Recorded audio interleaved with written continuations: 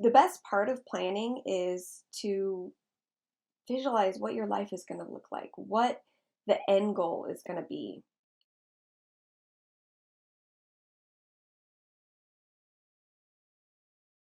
Hi, I'm Christina Ayala, registered nurse and mindset coach, and my goal here is to help you find harmony with your personal life and work through intentional living. Today we will be talking about some goal setting tips for 2022, which is my favorite topic because I love goal setting. I could probably go on about this for a really long time, and I plan on doing some more videos over this. This one's going to be a like basic general setup for 2022. So stay tuned. I hope you find some really good tips here. The very first tip is have a place to keep your goals and plans.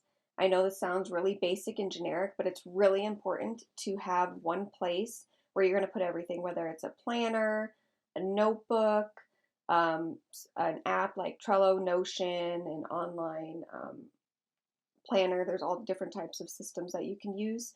I recommend having one place that you can use to go back to and, pull it out, review. So there are a lot of different goal systems that you can use if you want like a specific system, or you can get just like a basic calendar from like Staples or Walmart or wherever and go that way.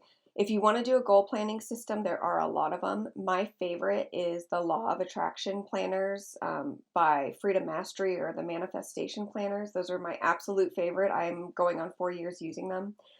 This video is not sponsored. I just really enjoy them. There's also Cultivate What Matters, Moxie Light, the HB90 system by Sarah Cannon, Notion and Trello you could set up. I'm sure there's some kind of template that you can buy or people have out there for goal setting as well. If you're not a planner person, I can't relate, but yeah, there's so many different kind of planners. There's Happy Planner, Recollections at Michael's, Erin Condren.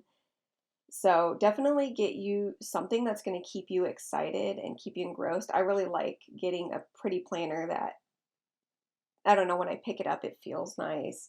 Like the paper. I'm a really I like the textiles of things, so that helps me. So yeah, first one, have a place to store your goals and plans because you're going to be referencing them and going back to them month after month. Next one is meditate and visualize what you want your life to look like by the end of 2022. This is something I love doing because this is kind of like part of the daydreaming process, right? The best part of planning is to visualize what your life is going to look like, what the end goal is going to be. So when you're doing this, make sure to have a pen and paper handy or somewhere where you can keep notes afterwards because you don't want to forget. So I will link a meditation video that I did over like goal planning and just like visualization to kind of get you on your way. But basically, you want to visualize and think what is going to be the thing that you want to accomplish. And it doesn't have to be just one thing. It could be a lot of things. I like to plan in pretty much every area of my life. I like to have goals to accomplish, so I don't feel stagnant. And I like to do it kind of in a holistic manner. So you want to think of, are there achievements you're putting off? Are there habits you want to accomplish? Is there a feeling you want to embrace? Is there a word? Is there something you want to say goodbye to? So you're going to have your goals surrounding that. Number 3, once you have what your life is going to look like in 2022, we are going to start the goal planning.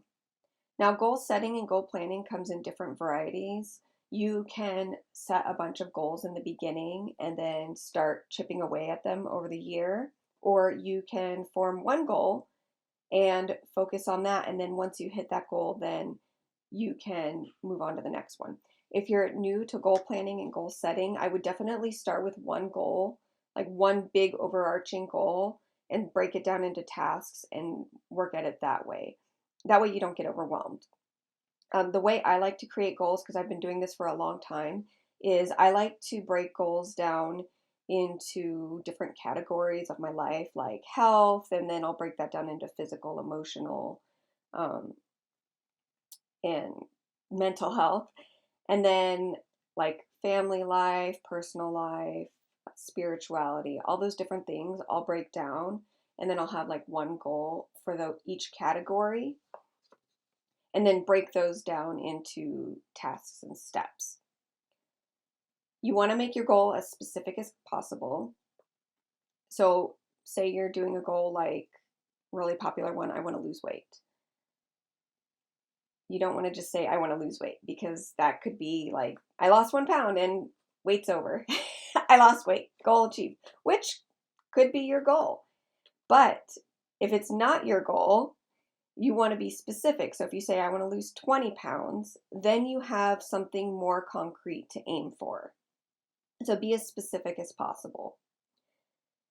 What is your why? This is really important when creating your goal. You need to know why you're creating your goal. If your goal is to, we'll stick with the theme of losing weight. I want to lose weight. I want to lose 20 pounds because I want to feel better. Because whatever your reason is. You want to like be very specific about it. Is there a physical outcome? Is there an emotional outcome or a feeling that you want to hold on to? Put that down, because when you're feeling like you can't do this, your why is going to really propel you to whether or not it still resonates with you, for one, and keep you going. Like maybe you decide you don't want to lose weight anymore. Maybe that's not something that is healthy for you at this time, and you decide, I don't want to lose weight anymore. It no longer resonates with me.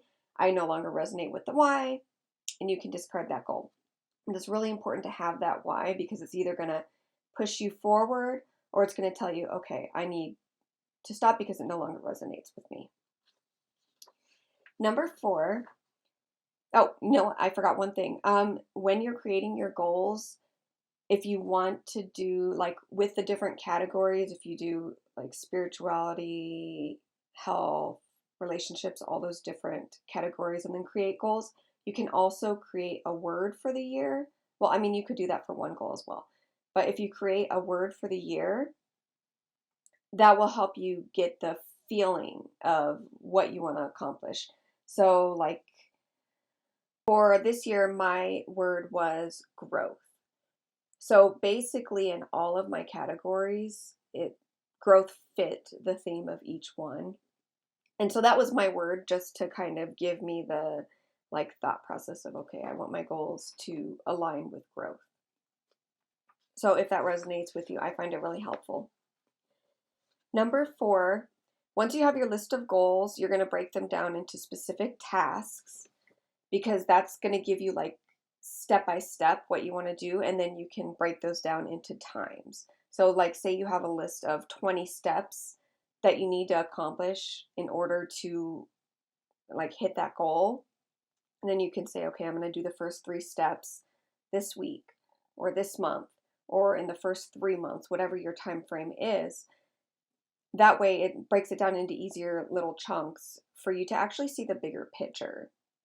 Because if you say, okay, I'm going to lose weight and I'm going to lose 20 pounds, and then you're just like going, and you don't have any like little steps like 5 pounds, 10 pounds, 15 pounds, it's going to be a little harder, because you're just going to be like, oh, I haven't hit the 20 pounds. But if you break it down into little steps, like, okay, 5 pounds first, you hit the 5 pounds, you're like, okay, I'm good. Now I'm going to go for 10 pounds. It's a little more motivating, and it helps keep you in the mind frame of, these are the things I need to do, and I'm going to do them. The next thing you want to do is you want to set up a system for reviewing your goals and tasks. This one I find really important because you need to be reviewing your goals frequently and revisiting them. If you just say, okay, I want to lose weight, and then 3 months comes and you haven't even thought about losing weight, or haven't even like looked at your progress and how far you've come or how much more you need to go. It's kind of just up in the air, so it's not going to be in the forefront of your mind. So it's really important that you set up how you want to review it. Do you want to set monthly goals and review at the end of the month? Do you want to set weekly goals, review at the end of the week?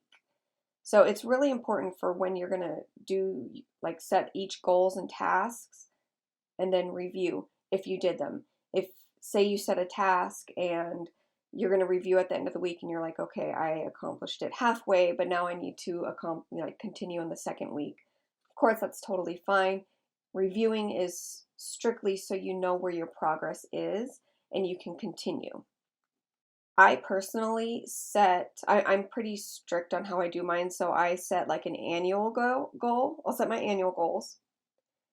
I'll break them down into quarterly goals. So every 3 months, I'll pick the goals I want to accomplish, and then I will take those goals and then start to break them down into tasks for each month. After the month, I break it down, like I'll start to do weekly and then daily, because that way I can really like tackle each goal because I have a lot of goals. So this way I can. This just in, I want to explain this a little better because that was a little confusing, but basically I break down my annual goals by quarter. So I will start with quarter 1 and start taking my goals and breaking them down into chunks. And then I will take those and break those down into smaller chunks for each month. And I only go month by month. So if I'm in January, I only set the goals for January and start from there. Once I get my goals and tasks for the month, I will break them down week by week. I only go week by week. So I won't plan out 4 weeks at a time. I will plan week 1 as I'm going, review that, and so on and so forth. Each weekly goal is going to be broken down into tasks as well, and I will set goals for each day. Hope that helps. So this way I can stay on top of what it is I'm trying to achieve. This is why I like having a goal setting planner, like a specific system, because they walk you through it. Like my Freedom Mastery, I'll be posting a little flip through of that. It's just so nice because it has a list of all my goals, and for each month it breaks down the goals, and then I include my own quarterly goals on some of the extra papers because it's guided and it takes some of the guesswork out of it for me. Like, goal planning can be as much time as you want or as little time as you want, and it's entirely up to you. And this is why I like to have something that just takes the guesswork out of it for me, and I can just like answer the questions and fill out what my goals are. Just like little extra tips that you can do as well. That was the last one because you just basically want to have a system for review, and then throughout the year you're going to be reviewing your goals. But if you're a rewards person, I recommend setting up rewards and thinking about what you want in the beginning.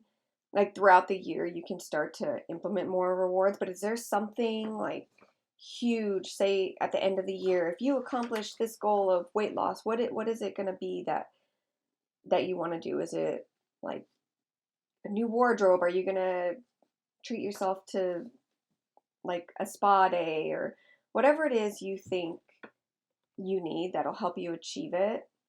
Set it up. I personally don't really respond to rewards. I pretty much like a job well done. So I don't feel like I need physical rewards. Every once in a while I'll say like, okay, I'm going to reward myself this way, but I don't know. I kind of reward myself anyways, like on a weekly basis just for being alive. And that works for me, but some people respond really well to rewards. Another thing that you can do is create a vision board. I will be doing a video on a vision boarding as well because for me, I'm a visual person, and having a vision board to wake up to and look at is super motivating for me. So if a vision board is something that you would like to try, I highly recommend it. It has all the pictures and the words and the essence of what is you want to accomplish all in one area. So that's just a little extra tip for you to do. Like once you have everything set up, then you can start planning your vision board and get that set up for the new year. Planning. Um, Let me know if there's something on here you haven't heard of. I, I know like the meditation and visualization, not everybody does that, but for me, I find that personally really helpful. If you like this video, please give it a thumbs up. Please consider subscribing. I will be putting out more content on vision boarding, goal planning. It's something I'm really passionate about and love. So if this is something that you like, I will definitely be posting more here in the future. Have a beautiful day, and thank you for watching.